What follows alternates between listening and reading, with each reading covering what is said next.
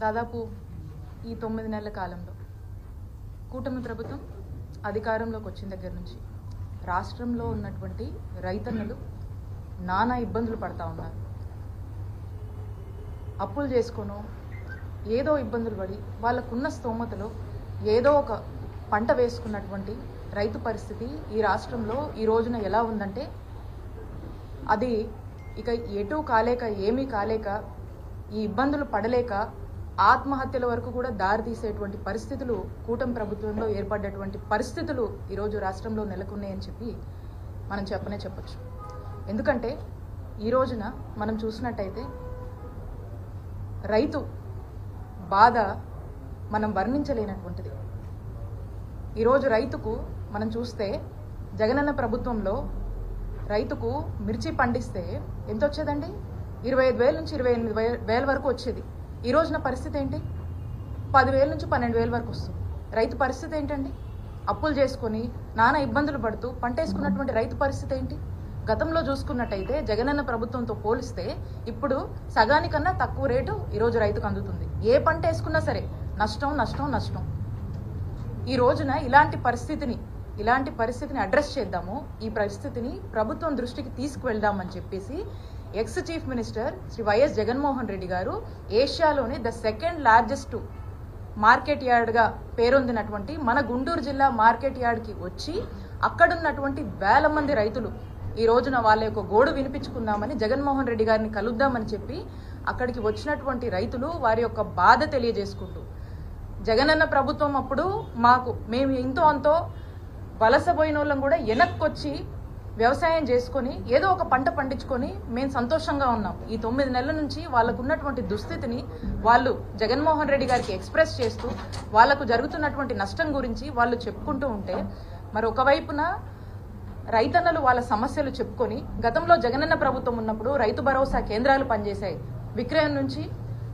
విత్తనం నుంచి విక్రయం వరకు కూడా మరి అలాంటి ఫెసిలిటీస్ ఒక సిస్టమ్ని తీసుకొచ్చి అవకాశాలు కల్పించి రైతుకు వాదోడుగా ఉన్నటువంటి జగనన్న ప్రభుత్వాన్ని కొనియాడుతూ ఈ రోజు ఉన్నటువంటి వాళ్ళ కన్నీటి గాథల్ని ఈరోజు జగన్మోహన్ రెడ్డి గారితో చెప్పుకుంటూ ఉంటే మరి ఈ కార్యక్రమాన్ని ముందుగానే ఇదొక ప్లాన్ చేసి ఈ కార్యక్రమం గురించి ఇక్కడ ఉన్నటువంటి ఆఫీసర్స్ అందరు నోటీసులు కూడా పెట్టి జగన్మోహన్ రెడ్డి గారు రైతులకు అండగా ఉండి వారి యొక్క బాధను ప్రభుత్వం దృష్టికి తీసుకువెళ్ళాలి, ప్రజలు సమస్యల్లో ఉంటే ఒక ప్రతిపక్ష నాయకుడిగా ఈరోజు జగన్మోహన్ రెడ్డి గారు గుంటూరుకు వస్తే ఏం జరిగిందండి చూస్తున్నారు మీరందరూ. పోలీసుల బాధ్యత ఏంటండి? కాన్స్టిట్యూషన్ పద్ధతిలో కూడా వాళ్ళు పనిచేయాల్సినటువంటి అవసరం పోలీసులది. ఈరోజు కేవలం ఒక టీడీపీ పార్టీ కోసం పనిచేస్తున్నట్టుగా వాళ్ళ యొక్క వైఖరి ఈరోజు మనకు అర్థమైంది. ఈ రోజున ఒక ఎక్స్ చీఫ్ మినిస్టరు దాదాపు 40% కన్నా ఓట్ షేర్ ఉండి ఒక అత్యంత ప్రజాదరణ కలిగినటువంటి నాయకుడు ఒక పెద్ద పార్టీని రిప్రజెంట్ చేస్తూ ఈ రోజున గుంటూరుకు వస్తే కనీసము వారి యొక్క Z+ కేటగిరీ సెక్యూరిటీ అంటే ఏదైతే ఒక ప్రైవేట్ సెక్యూరిటీ అతనికి సంబంధించినటువంటి ఒక ఫిజికల్ సెక్యూరిటీ ఏదైతే పోలీసులు మినిమం ఇవ్వాల్సినటువంటి అవసరం బాధ్యత ఉందో అది కూడా ఈరోజు ఇయ్యనటువంటి పరిస్థితి. అలాగే అసలు పోలీస్ కానీ సెక్యూరిటీ కానీ ఎందుకండి? ఎక్కడైనా జనం గుమిగూడితే వాళ్ళని ఒక పద్ధతిలో మెయింటైన్ చేయడానికి ఈ రోజున ఈ సెక్యూరిటీ అనేది అవసరం.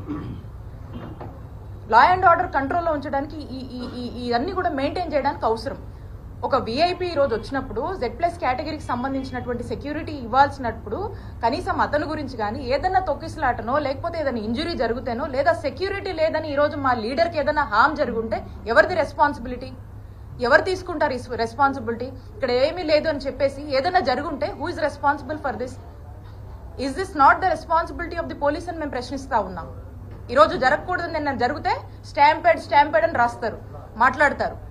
మరి ఈరోజు ఏమన్నా తొక్కిసలాట జరిగి ప్రజలు ఇబ్బంది పడి ఉంటే ఈరోజు వేల సంఖ్యలో తరలి వచ్చినటువంటి రైతులకు ఏదైనా ఇబ్బంది జరిగి ఉంటే ఏదైనా ఇంజురీస్ జరిగి ఉంటే ఈరోజు ఏం జరిగి ఉండేదండి? దీని బాధ్యత ఎవరు తీసుకుంటారు? I'm asking, it is not the fundamental basic responsibility of the police to react on this? ఎందుకు పోలీస్ వారి యొక్క బాధ్యత తీసుకోలేదు?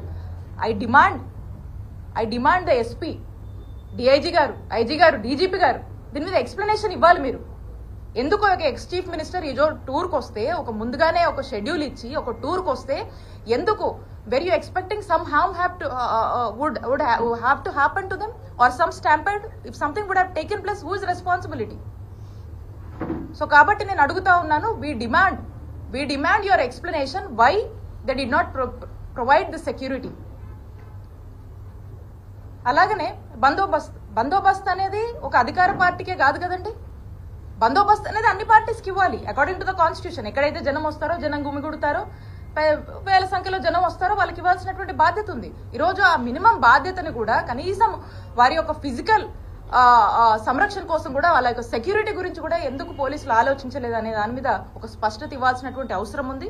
అండ్ అంటా ఉన్నారు ఎన్నికల కోడ్ అని. మీరు చూసినట్టయితే మేము దీనికి లోబడే మా యొక్క కార్యక్రమాన్ని ఈరోజు చేపట్టడం జరిగింది. ఎక్కడా కూడా మేము యాడ్ ప్రెమిసెస్లో ఎక్కడా మైకులు పెట్టలేదు. మేము ప్రెస్ మీట్ కూడా మీడియా వాళ్ళు అందరూ కూడా వచ్చారు, పొద్దున్న చాలా మంది వచ్చారు ఇక్కడ ఉన్న వాళ్ళు.